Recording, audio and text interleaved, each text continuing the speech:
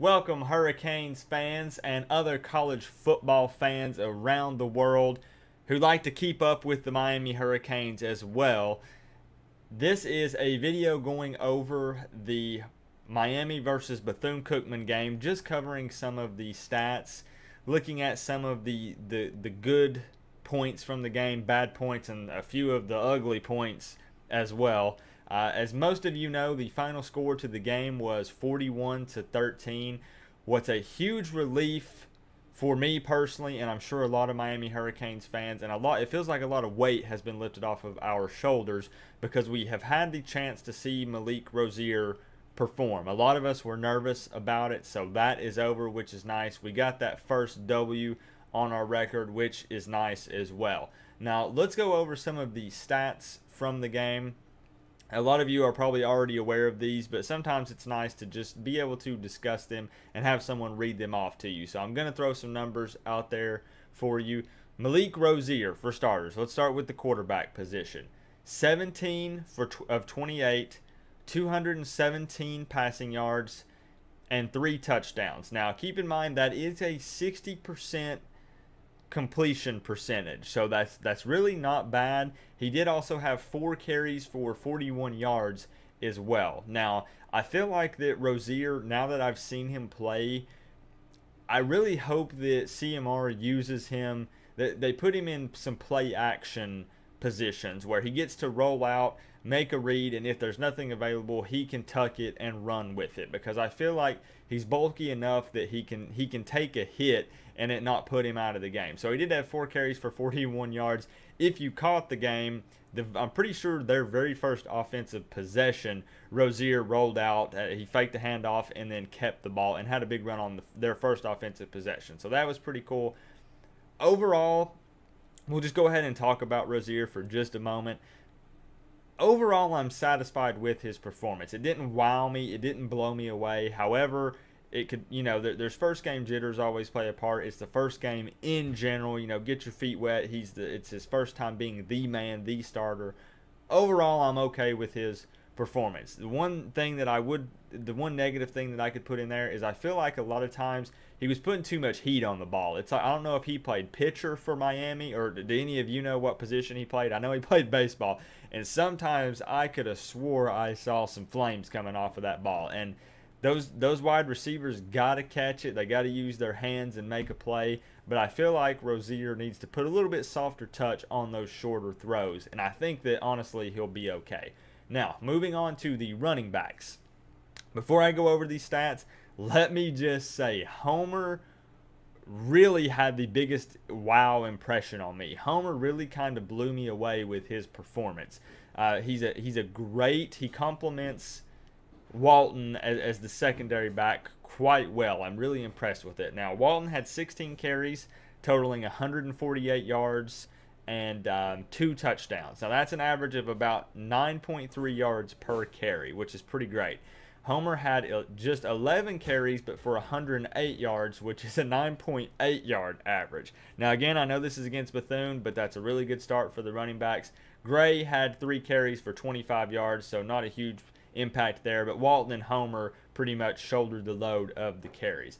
Now, moving on to the wide receivers, Langham led the pack with 3 catches for 65 yards and 1 touchdown. Langham looked pretty darn good, I have to say. He had that one really long pass from Rozier, which just looked really good. I was really impressed with Langham. Cager had 3 catches for 47 yards, and he did get a touchdown. It feels awesome for him after being injured and being able to come back, so that's really good for Cager. Berrios had 3 catches for 35 yards and 1 touchdown.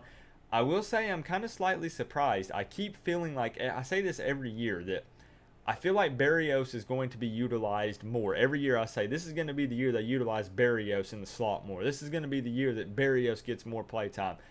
The man catches the ball, so get him the ball. I mean, we're looking at another Wes Welker here, so I feel like Berrios could be used a little more. And then Harley, it was kind of not that great of a performance. I mean, 1 catch for 18 yards. Overall, wasn't that impressed with it. I know I'm missing some of the other players, some of the other wide receivers and other players, but I'm just kind of covering the meat, the bulk of the stats from some of the players, the big plays. Moving on to tight ends, Irvin had 1 catch for 11 yards. Herndon had 1 catch for 10 yards. This is the same argument as the Berrios argument to an extent. I feel like Miami should utilize the tight ends more. And honestly, I'm kind of curious, what do you guys think? Am I the only one who feels this way? Because I feel like our tight ends are pretty darn good, honestly. So I think that they should be utilized more. I think we should roll with the play action and stuff some more as well. It's maybe just my opinion. Maybe it's just me. I don't know. But overall, my biggest take, and again, there was I've got to mention this, okay, guys, the turnover chain. What do you guys think about it? I like it. Malik Young got a pick. It's everywhere on the internet of him wearing just this huge gold chain with a Miami U on it. I dig it because here's the thing. It got a lot of media attention, and you know, people, they're not going to understand. It's a U thing. It's a Canes thing. Other people laugh and make fun of it. But here's the thing.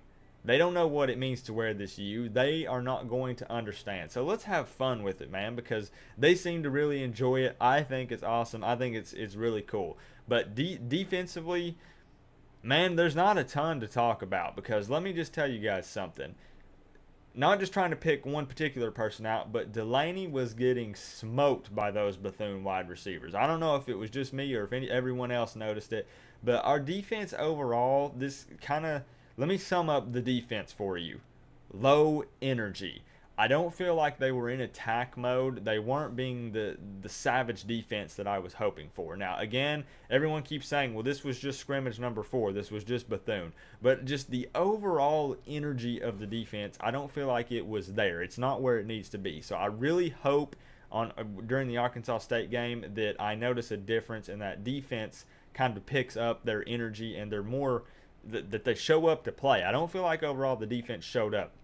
The linebackers had an okay game. Quarterman had quite a few tackles. Redwine did fine. The defense as a whole, defensive line was just okay. It was okay. Okay, that's basically, to sum it up, the defense was okay, but had some low energy. Now, some positive points. After Bethune Cookman's opening field goal drive, the defense held them to 3 straight 3-and-outs. So that's a positive thing. Michael Jackson looked good. And definitely the hit stick award of the game goes to Amari Carter. That savage hit on the Bethune tight end. And if you look at them, if you watch that hit, if you look it up, just Google it or YouTube it. I'm sure someone's got it up there.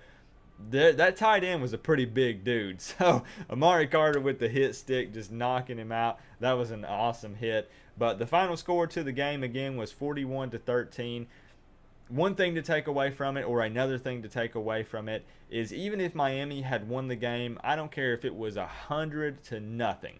There's still going to be room for improvement. There's still going to be areas that they are lacking in and they need to work on. So keep that in mind. We did get out of there with a W, so a win is a win. Again, there's always going to be room for improvement. But overall, I'm happy that we get the win. It's time now to focus on Arkansas State. I don't want us to look ahead to Florida State and end up getting a loss with this Arkansas State team. I really enjoyed the live stream that we had during the game. Basically, what I do is I can't stream the game, but I have the camera on me while we all watch the game together and we chat about it. So definitely subscribe if you want to hang out live during the Arkansas State game.